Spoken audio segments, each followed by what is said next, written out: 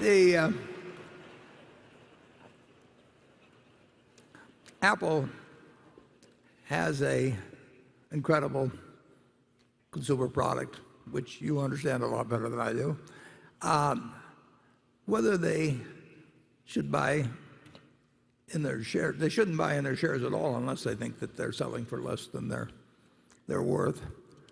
And if they are selling for less than they're worth and they have the money and they don't see an acquisition that's even more attractive, they should buy in their shares. And I think that that's because I think it's extremely hard to find acquisitions that would be accretive to Apple, that would be in the 50 or 100 billion or $200 billion range.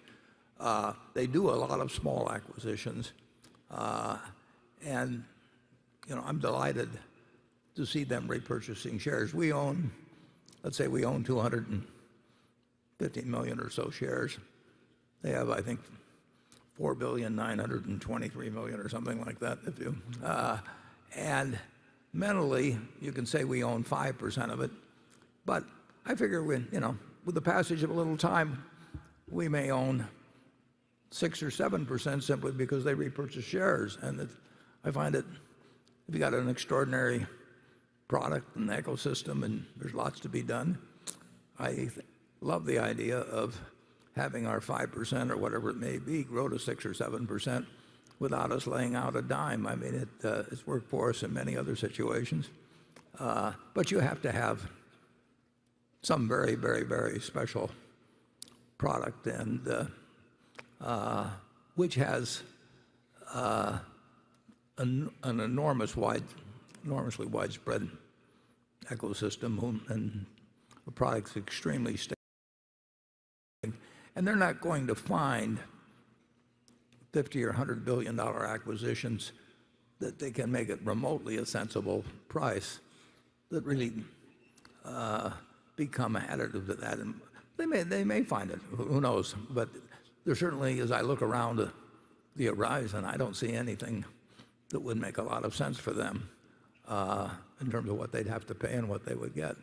Whereas I do see a business that they know everything about, and where they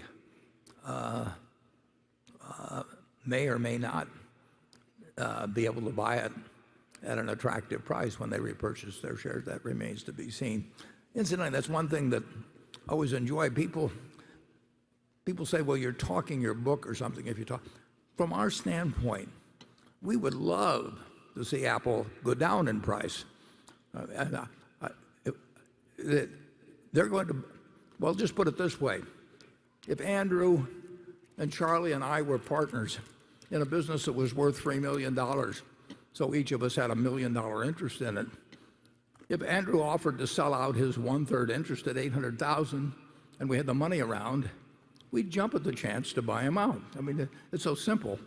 But people get all lost, and if he wanted $1 million too for it, we wouldn't pay it to him. It's very simple math, but it gets lost